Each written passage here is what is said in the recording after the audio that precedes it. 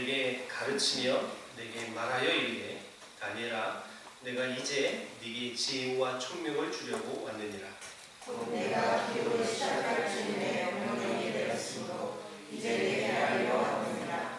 너는 뼈에 뭉쳐 있는 자라. 그러므로 너는 이 일을 생각하고 그 환상을 가르치겠느냐. 네 백성과 네 거룩한 성을 위하여 이런 이래를 기한으로 정하였나니 허물이 그치며 죄가 끝나며 죄악이 용서되며 영원한 의가 드러나며 환상과 예언이 응하며 또 지극히 거룩한 이가 기름 부음을 받으리라. 그러므로 너는 깨달아 예루살렘을 중보하는 이의 때부터 기름을 받는다. 곧 왕이 일어나기까지 일곱 예와 일순 예배가 지날 것이고 그 곤란한 동안에 성중이 중건되어 강단과 거리가 세워질 것이며 62일의 후에 기름 부음을 받은 자가 끊어져 없어질 것이며 장차 한 왕의 백성이 와서 그 성읍과 성소를 무너뜨리려니와 그의 마지막은 홍수에 휩쓸림 같은 것이며 또 끝까지 전쟁이 있으리니 황폐할 것이 작정되었느니라. 그가 장차 많은 사람들과 거룩한 왕의 동안에 왕을 깨맺고 그가 그 일의 절반에 저와 이름을 분배할 것이며 또 구하여 가져온 것이 관리를 의지하여 설 것이며 또 이미 정한 종말까지 진노가 왕비하는 자에게 쌓여지리라.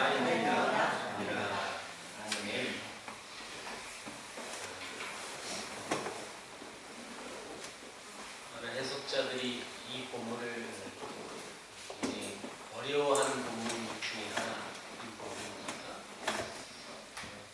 그 본문을 이해하기 앞서서 우리가 봐야 할 것은 이 9장 앞부분, 그러니까 지난주 메시지 내용을 이렇게 상기해 보면 다니엘이 자기 조상들의 죄, 사실 자기 죄도 아니지만 우리의 죄를 하나님 앞에 회개하며 고백하며 기도하는 내용이 지난주 내용이었어요.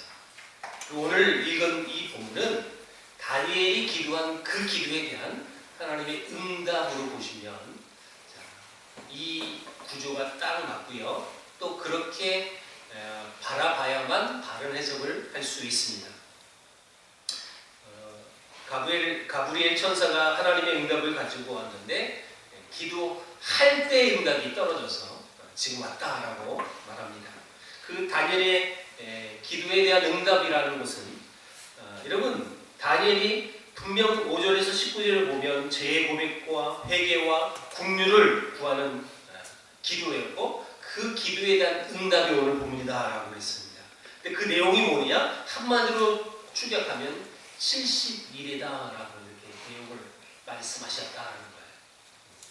70일에 이 70일에를 이해가 돼야 이게 잘 바른 해석을 해야만 오늘 이 본문이 또 이해가 될 수 있습니다.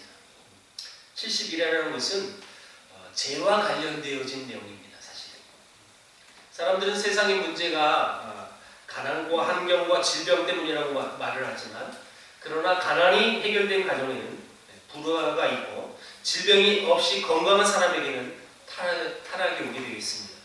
남부럽지 않은 화려한 환경 뒤에는 반드시 부정과 음모가 있습니다. 이 모든 것은 이 인간의 죄부터 시작이 되어집니다. 로마서에 모든 사람이 죄를 범하였으니 하나님의 영광에 이르지 못한다라고 말씀했어요. 여러분 우리가 죄 때문에 하나님의 영광이 사실 이룰 수 없는 존재입니다. 그 모든 것이 죄로부터 시작이 되는 것인데 그래서 하나님은 이것을 해결할 하나님의 계획을 발표하셨어요. 그 발표가 70일에 이 대한 약속의 발표다라고 이해하시면 됩니다. 자, 그러면 이 70일에가 무엇인지 그럼 숫자를 머릿속에 잘 떠오르십시오. 숫자 70입니다. 70일에 이 70일에를 오늘 본문에는 특별히 세 부분으로 쪼갰어요.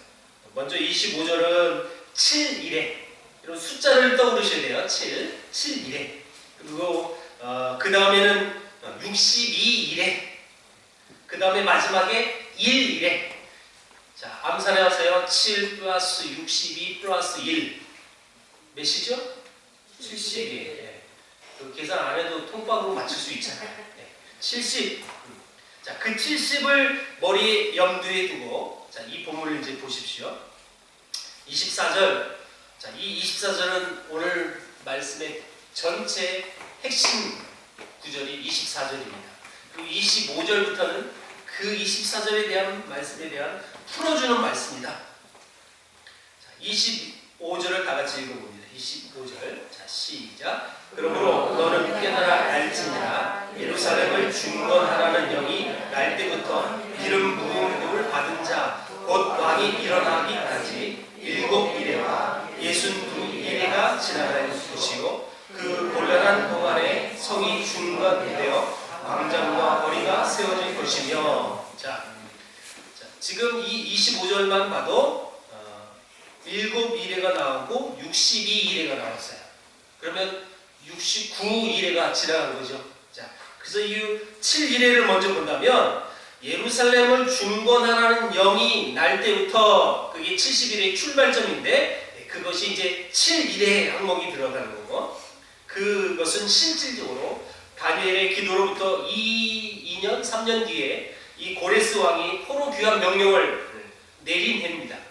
그 해로 실질적으로 이 말씀의 실질적인 역사는 그렇게 얘기한다라는 거예요. 그리고 성 중건으로부터 기름 부음을 받은 자. 자, 기름 부음을 받은 자가 누굴까요? 메시아, 그리스도, 이 뜻이 무슨 뜻입니까?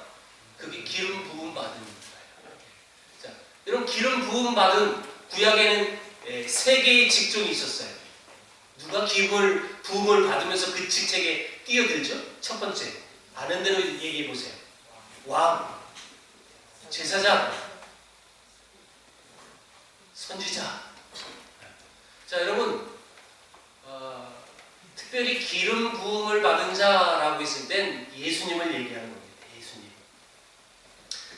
자, 보세요. 다시 성경을 보세요. 기름 부음을 받은 자, 곧 예수님이 일어날 때까지, 그때가 62일이다라고 표현했어요. 이때의 모습은 이미 성이 중건되어 번성하는 모습. 우리가 방금 읽었어요. 25절. 곤란한 동안에 성이 중건되어 광장과 거리가 세워질 것입니다. 많은 고난이 있겠지만 결국 이 성이 완전히 복구될 것이다 라고 얘기합니다. 이게 62일에 걸린다라는 거죠. 그리고 26절 62일에, 그러니까 62일에 후에. 자, 그리고 보세요. 자, 이 후에, 다시 말하면 앞에 7일에가 있었고 62일에 7 플러스하니까 69일의 후에라는 뜻이에요. 이 말은. 자, 69일의 후에. 자, 후에라는 말이 굉장히 중요한 부분인데, 자, 이것은 69일의 이후에 계속되어질 마지막 남은 한 일회가 이 기간이 될 것이다 라고 이제 얘기를 하면서, 그리고 27절에 우리가 또 이해해야 될 부분, 그가 장차 많은 사람들과 더불어, 그라는 부분입니다. 그러면 이 많은 사람들이 이 부분을 한 왕이라고 착각하는데, 자, 이 한 왕이 아니라 한 왕의 백성이라고 나중에 이렇게 표현했어요. 그래서 그라는 것은 쉽게 얘기합니다. 예수님입니다. 예수님. 자, 예수님, 그 예수님이, 그러면서 쭉 설명하는데 26절을 다 같이 이제 읽고 이 부분을, 그러니까 그가 누구냐? 그 부분을 생각하면서 26절을 읽겠습니다. 시작. 62일의 후에 기름 부음을 받은 자가 끊어져 없어질 것이며 장차 한 왕의 백성이 와서 그 성읍과 성소를 무너뜨리려니와 그의 마지막은 홍수에 휩쓸림 같은 것이며 또 끝까지 전쟁이 있으리니 황폐할 것이 작정되었느니라. 자, 기름 부음 받은 자가 끊어진답니다. 여러분, 기름 부음 받은 자가 누구라고요? 예수님. 그 예수님. 예수님이 끊어졌다는 것은 십자가에서 죽으심을 얘기하는 겁니다. 지금. 자, 그리고 이 일을 한 왕의 백성이 와서 그 그 다음에 이 예루살렘 성과 성전을 파괴시키는 그 장면이 그 뒷부분에 나오는 거예요. 한 왕의 백성이 와서 그 성과 성소를 무너뜨리려니와, 이 말은 이거 실질적인 역사로 이걸 그대로 해석한다면 AD 70년에 로마 장군 디도 장군이 실제로 예루살렘에 쳐들어와서 모든 성전을 다 부시죠. 그 역사적인 실질적인 얘기. 그러니까 지금 한 왕의 백성이 와서 로마 군대가 온다는 건데 그 수장이 티토라는 이 장군을 얘기하는 것입니다. 그 얘기를 실질적으로 얘기하는 이것을 이해해야만 이 본문이 또 이해가 되는 것입니다. 그가 와서 무엇을 하느냐? 자, 27절을 다시 눈으로 보세요. 이제 그가 장차 많은 사람들과 더불어 한 이래 동안에 언약을 굳게 맺고, 자, 언약을 굳게 맺는다라고 표현했어요. 여러분, 예수님이 우리를 향한 하나님의 언약을 이미 하셨습니다. 근데 그 언약을 이제 아주 오차도 없이 철두철미하게 그 언약을 실시한다라고 말할 수 있는 겁니다. 이렇게 해석하면 오늘 본문은 어렵지 않습니다. 여러분들은 제가 이렇게 느끼는상 그렇게 어렵지 않아요. 이렇게 느껴지는 것 같은데, 이 본문을 또 설교하는 한 사람으로선 난해할 수 있는 부분입니다. 이 부분은 자, 쉽게 보면 문제 없어요. 본문의 문제가 뭐냐면 우리는 쉽게 기도했어요. 이 다니엘처럼 기도했어요. 그리고 이 본문은 그 다니엘의 기도에 대한 응답이라고 말씀드렸어요. 우리도 이렇게 하나님 앞에 기도했어요. 근데 본문처럼 하나님께서 우리에게 응답하실 때 쉽게 응답하시면 아무 문제가 없어요. 근데 이렇게 복잡하게 71회라는 말을 쓰면서 우리에게 응답 주실 때 이제 문제가 생기는 거죠. 그렇게 이해하고 보니까 어렵지 않아요 라고 생각할 수 있겠지만, 쉽게 기도했지만 하나님이 때로는 어렵게 우리에게 응답하실 수 있다라는 부분입니다. 아주 쉽게 보겠습니다. 이 부분은 다니엘이 하나님께 기도했더니 그 기도에 대한 응답이라고 그랬어요. 그 응답을 71회라고 하나님이 표시했는데, 한 일해 동안 굳게 하는 이 언약을 굳게 하겠다, 굳게 맺고 했을 때 하나님이 언약하셨던 그 부분을 확실하게 그 언약의 표시를 우리에게 허락하시는데, 그 뒷구조를 보면 그 언약의 표시를 또 설명해놨어요. 자, 27절 눈으로 보세요. 그가 장차 많은 사람들과 더불어 한 이래 동안에 언약을 굳게 맺고 그가 그 이래의 절반의 제사와 예물을 금지할 것이며, 또 포악하여 가증한 것이 날개를 의지하여 설 것이며, 또 이미 정한 종말까지 진노가 황폐하게 하는 자에게 쏟아지리라 하였느니라.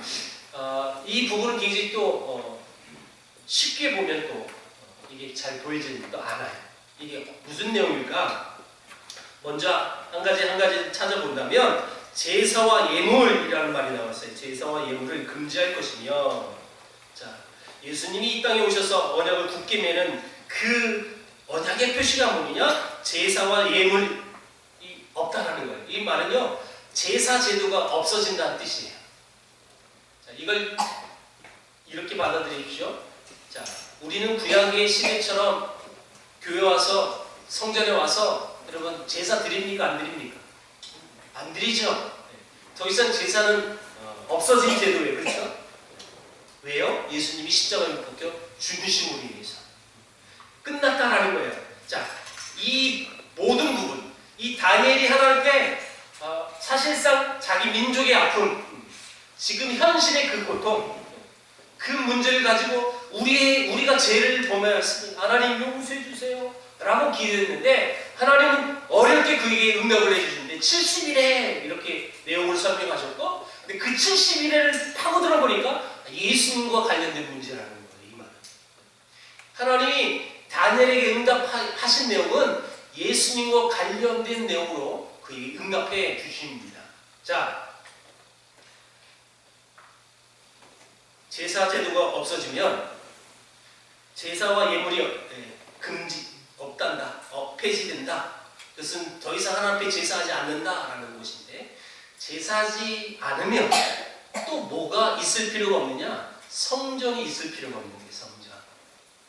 당연한 거죠. 왜요? 성전이라는 것은 죄 때문에 필요한 건물이고, 그 죄의 문제로 하나님 앞에 나갈 수 없기에 그 죄 사함을 받기 위해서는 하나님께 제사를 드려야만 했고, 그러니 당연히 성전이 필요했어. 근데 더 이상 제사 제도가 사라지게 되니까 더 이상 이 성전도 필요가 없는 거예요. 그래서 여러분, 이 교회가 성전이 아니에요. 그렇죠? 제가 이 부분을 전에도 강조해서 말씀을 드렸지만, 저도 나도 모르게 성전이라고 말할 때도 있어요. 그렇죠? 그거는 제 실수예요. 실수. 그게 수십 년 동안 내 입에 붙은 거기 때문에 나도 모르게 성전이라는 말이 나올 수 있는데, 엄밀히 신학적으로 따지면 이제 우리는 성전이라고 말할 수 없어요. 성전이라고 말해도 안 돼요, 사실은. 그런 차원에서 이 본문을 좀 보십시오. 자, 그래서 27절을 보면, 자, 성전제도 제사와 예물 금지할 것이며 또 포악하여 가증하는 것이 날개를 의지하여 설 것이며. 자, 이 말이 또 오해할 수 있고 또 이해가 잘 안 되는 부분이에요. 포악하여 가증하는 것이 뭐냐? 이게 성전입니다. 성전시가. 그러니까 제사와 예물을 금지했으니 제사 제도가 사라졌어요? 당연히 성전이 필요가 없는 겁니다. 근데 그 성전을 지금 이 다니엘서에서 뭐라고 표현했느냐? 포악하여 가증한 것이 날개를 의지하여 설 것이며. 이렇게 지금 본다는 거예요. 왜 성전을 가증한 것이라고 했을까요? 예수님의 몸이 성전이 되어서 죄의 사함을 주셨으면 이제 성전이 필요 없습니다. 그러면 이것은 예수님이 완전한 속죄를 부인하고 구원을 반대하는 것이기 때문에 이것을 오늘 이 성경은 가증한 것이다 라고 표현했다라는 거예요. 그러니까 옛날 성경은 미운 물건이라고 적어놨더라고요. 보니까 미운 물건, 가증한 것. 더 이상 여러분, 이 성전이 더 이상 필요하지 않는 것을 얘기하고 있는 것입니다. 자, 그렇다면 성전이 끝났다라는 것을 하나님은 어떻게 보여주셨느냐? 오늘 본문에 나오지 않지만 히브리에서 보면 성전의 휘장이 찢어지는 것으로 하나님이 이제 더 이상 성전은 필요 없다라고 선언하십니다. 자, 그리고 그 뒤에 또 이미 정한 종말까지 진노가 황폐하게 하는 자에게 쏟아지리라 하였느니라. 자, 이 글을 이렇게 보면 또 이해가 되지 않는 부분이 또 있는데요. 자, 황폐하게 하는 자라. 자, 이 말은 하나님의 진노가 성을 황폐하게 하는 자에게 쏟아진다는 그 뜻이 아니라 황폐하게 된 것.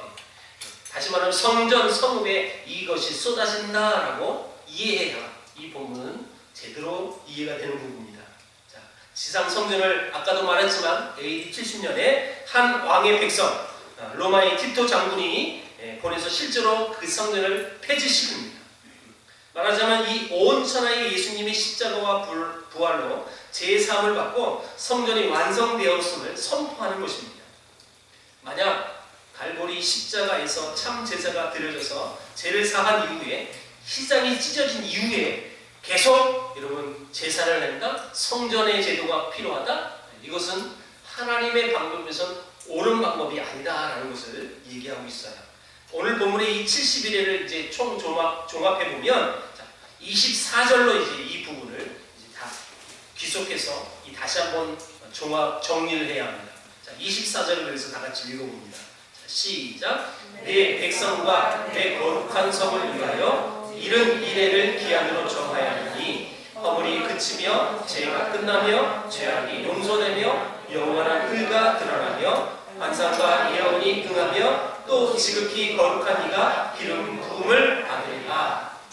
자, 여러분, 이 다니엘의 기도의 응답으로 하나님이 이 말씀을 주셨다고 그랬어요. 근데 그 응답의 주요 내용이 70일인데 알고 보니까 이 70일에는 다 예수님과 관련되어지는 거예요. 예수님이 이 땅에 오심으로 제사제도가 성전제도가 다 폐기가 된다. 그것을 이해하면서 24절을 보면 그 예수님이 이 땅에 오심으로 인하여 우리가 누릴 수 있는 것, 또 변화되어지는 내용이 24절이라는 거예요. 자, 그래서 예수님이 이 땅에 오심으로 인하여 이 변화의 이 내용이 24절에 6가지가 나오더라고요. 자, 첫 번째, 허물이 그치며 라고 기록했어요. 자, 71회라는 것은 허물, 이 반역의 죄가 하나님의 자비로 가려지고 이제 더 이상 그 죄가 존재하지 않는 것으로 간주한다. 허물이 그치며 이렇게 표현했고요. 죄가 끝나며 여러분 이걸 부연 설명할 필요도 없어요. 그렇죠? 죄가 끝나는 거예요. 그냥.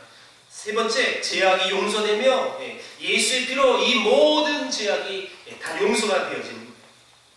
자, 여기서 사용된 이 세 가지 단어들을 인간의 죄와 부패와 하나님을 떠난 이 저주를 71회 동안에 하나님이 다 제거하신다라고 말하고 있다라는 것입니다.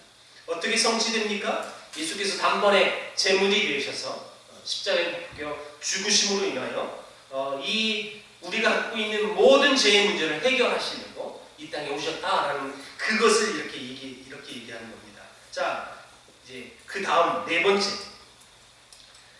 영원한 의가 드러나며 이게 네 번째, 다섯 번째, 환상과 예언이 응하며 여섯 번째, 지극히 거룩한 이가 부음을 받으리라. 자, 이렇게 세분화할 수 있어요. 자, 먼저 영원한 의가 드러납니다.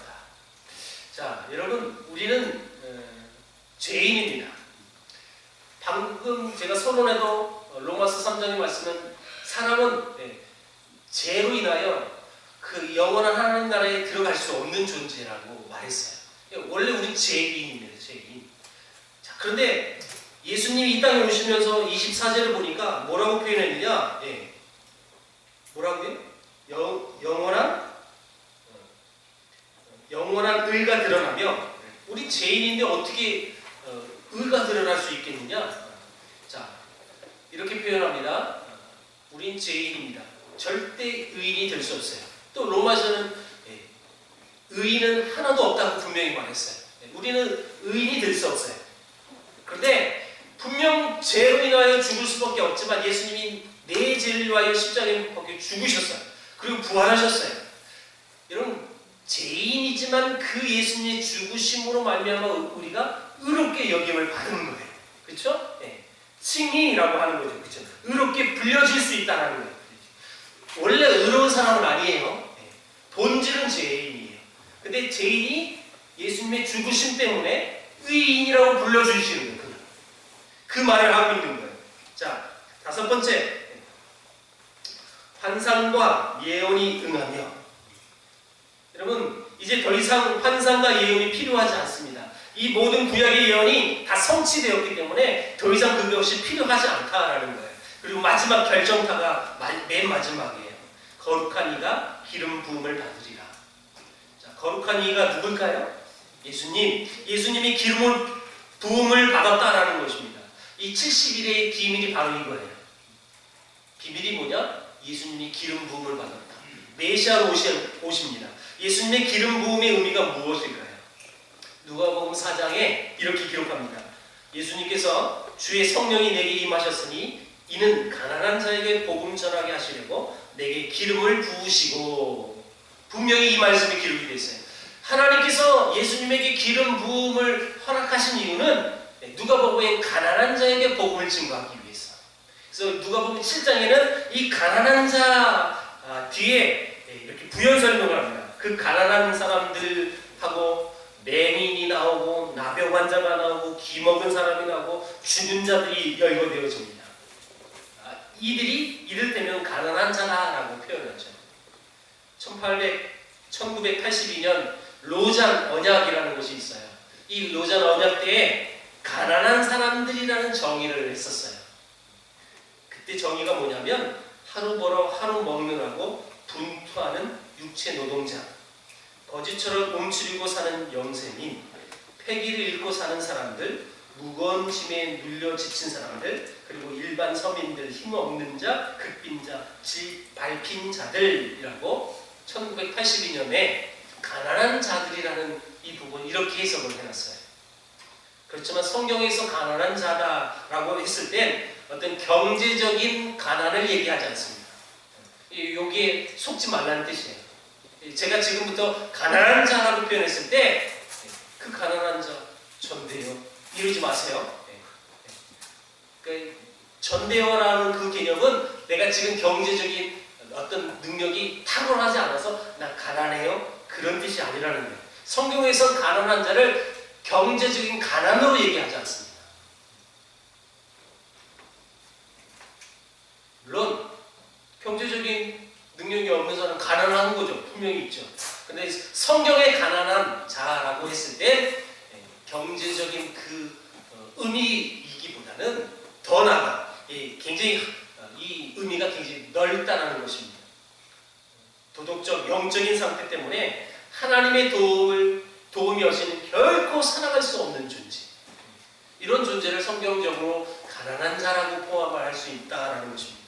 다시 말하면 하나님 외에는 소망이 없고 기댈 곳이 없어서 오직 하나님의 도움을 절실하게 기다리는 사람들, 요 대상이 가난한 사람들이에요. 여러분 성경적으로 말할 때 여러분 다 가난한 자들이 되어야 합니다. 아멘이 안 나오죠? 목사님 좀 섭한데 그래도 이왕이면 부자 되게 해달라고 하지.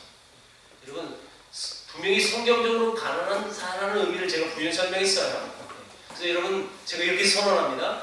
그런 개념 속에서 여러분 다 가난한 자들이 되십시오. 하나님 없이는 절대 난 살 수 없어요.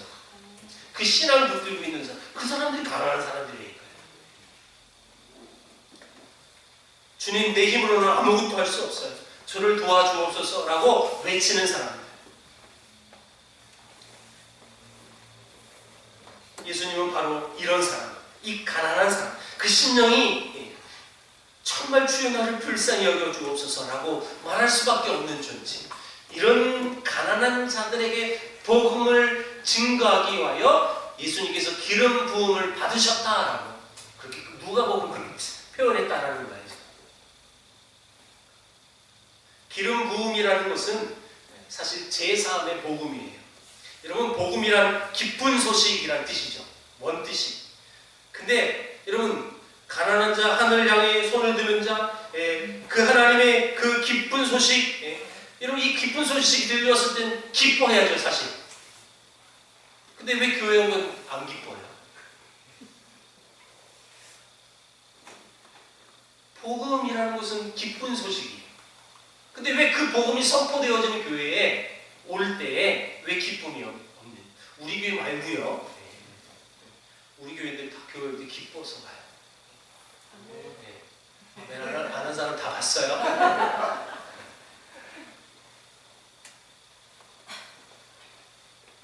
근데 교회에 올 때 기쁨으로 오지 않는 사람도 있더라고요.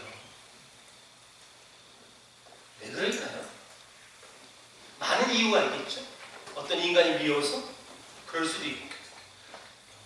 제가 지난주 수요일날 사석에서는 몇 분에게 그 얘기를 했는데 친구하고 이제 오후에 수요일 오후에 통화를 했는데 친구가 장로님인데 이 목사 오늘 나오는 교회 정말 가기 싫다 그러더라고요.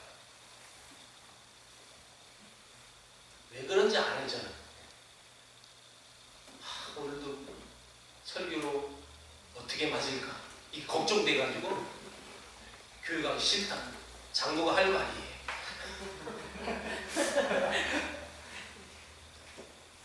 내가 그 전후 사정을 다 알고 있기 때문에 지금 그래도 은혜를 간구하고 가야지 그렇게 유론을 했지만 안 됐어요.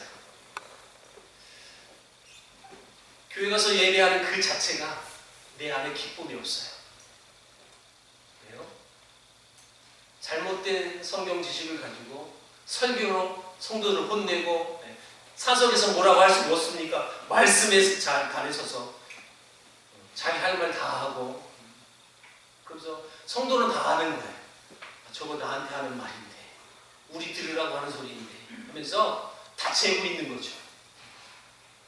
그러니까 교회 가서 예배하는 그 시간이 기쁘지 않아요. 오늘 어떻게 맞을까? 오늘 어떤 말씀으로 기승전 결이 뭐냐? 나 때리는 건데 이게 늘 걱정거리예요. 또 어떤 교회들은 헌금 많이 해야 복 받습니다. 천국에 상급을 쌓아야 됩니다. 맨날 교회 가면 돈 내라고 하니까 이게 기뻐요. 가면 돈 내라고 취급 받는데 여러분 기쁜 사람 세상에 어디 있겠어요? 모든 것이 그렇게 곡해되고 오해됐을 때 신앙의 기쁨이 진짜 성경적인 기쁨이 내 안에 없는 거예요. 나는 최근에 들어서 이런 모습들을 참 많이 봐요. 여러분 교회가 커야 교회일까요? 교회가 작더라도요, 규모가 작더라도요, 교회 오는 것이 기쁘면 그게 은혜입니다. 여러분 대형 교회 못 다닌 거에 대해서 여러분 좀 아픔이 있나요? 그래도 사이즈는 이 정도 돼야 어느 교회 다닌다고 내가 명함도 내밀지. 여러분 그런 쓸데없는 생각은 안 할 거라고 저는 믿고, 진짜 복음이 선포되어졌을 때 내 마음이 기쁜지 한 번만 체크해 보십시오. 그 복음이 실제로 기쁜 소식이라고 말하는데 그 기쁜 소식이 내 마음속에 내 귀에 들렸을 때 진짜 기뻐지는지 여러분 검증해 보세요. 스스로 진단해 보세요. 쉽게 얘기하면 교회 갈 때 기쁘냐라는 거예요. 그러면 기쁜 사람은 지금 신앙생활 잘하는 거고 건강한 교회 다니는 거예요. 거꾸로요, 교회 가는 게 싫어요. 어떤 이유든 상관없어요. 다 이유가 있겠죠. 싫은 이유가 분명히 있을 겁니다. 이게 교회냐는 거예요. 제가 보는 견해는 그건 교회가 아니에요. 여러분, 예수님이 이 땅에 오신 이유가 하나 있습니다. 주여, 저는 주님 없이는 하루도 살 수 없어요. 주님, 제가 사회적으로 성공했지만 이 모든 건 주의 은혜예요. 그래서 그 은혜가 떠난다면 나는 한시도, 아니 1분도 1초도 살 수 없어요. 주여, 나를 불쌍히 여겨 주옵소서. 이런 마음을 가진 자, 이 가난한 자라고 했는데 예수님은 이 가난한 자들에게 복음을 증거하기 위해 기름 부음을 받으셨습니다. 그러니 당연히 내가 심령이 가난해야 돼요. 사실은 심령이 가난한 자는 복이 있다. 여러분 다 이게 그냥 나오는 말씀이 아닙니다. 오늘도 억지로 혹시 나오셨나요? 오늘도 하나님의 말씀이 선포될 때 내 마음이 불편하나요? 그렇다면 온전한 신앙생활을 지금 하지 않는다라고 저는 그렇게 말하고 싶어요. 말하고 원하기는 우리 세계를 푸는 교회 성도는 많지는 않지만 우리가 모이는 이 숫자가 그렇게 결코 많은 숫자는 아니지만 근데 이 교회가 진짜 하나님이 원하는 교회, 하나님의 말씀이 선포되어졌을 때 늘 기쁨과 평안함이 누려질 수 있는 교회, 저는 그런 교회가 됐으면 좋겠어요. 평생 이 규모가 이 정도여도 상관없어요. 몇 명이 예배하는지 그건 상관없어요. 하나님이 그거 기뻐하실까요? 나는 그런 하나님은 난 절대 안 믿어요. 근데 성경이 분명히 우리에게 말씀하셨어요. 우리 하나님은 우리 마음의 중심을 보시는 하나님이세요. 그렇기 때문에 그런 확신이 있는 확신. 말씀 맺습니다. 제 문제로 고민했던 다니엘, 그 다니엘의 이거는 이렇게 말할 수 있습니다. 예수 그리스도입니다. 예수 그리스도. 15살 소년이 이제 80세가 넘은 노인이 되어버린 그 인생의 허무함을 채워주는 그 참 소망이 바로 예수님이었다라는 것입니다. 시대의 고통이나 이 포로 생활에 가능한 고생을 이기게 한 그 진정한 능력이 바로 이 예수님이었습니다. 70일의 의미는 기름 부음 받은 자 예수 그리스도에게서 하나님의 은혜와 긍휼의 손길이 기어코 끝까지 붙들어 주시는 것을 보는 것입니다. 여러분 다니엘이 그 말씀 붙들고 그 하나님만 의지하며 평생 인생을 살았듯이 우리에게도 유일한 희망, 우리에게 여러분 참된 위로, 우리에게 참된 기쁨을 주는 원동력은 예수님밖에 없습니다. 그 예수님 붙들고 평생 진짜 기쁨으로 교회 오는 그 자체가 기쁨으로 여겨서 실제로 기쁘게 달려오는 우리 교회 됐으면 좋겠습니다. 목사로서 저도 인간이니까 목회하면서 위로의 말씀, 그러니까 목사를 위로케 하는 말, 그런 말도 있어요. 어떤 분은 한 번 얘기해 줬더니 매주 의도적으로 저한테 하던데, 목사님 참 뭐라겠어?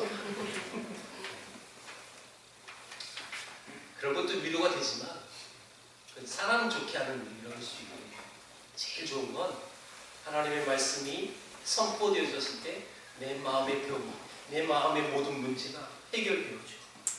그래서 내게 참된 평안이 누려졌을 때, 그런 모습을 봤을 때 저는 가장 보람이 있어요. 저게. 여러분, 이게 진짜 신앙의 맛 아니겠습니까? 이 맛 느끼며 살아가는 저와 여러분들에게 주의 이름 축원드립니다. 이 시간 말씀을 기억하면서 함께 동서로 기도했으면 좋겠습니다. 내게 유일한 소망, 내게 유일한 위로,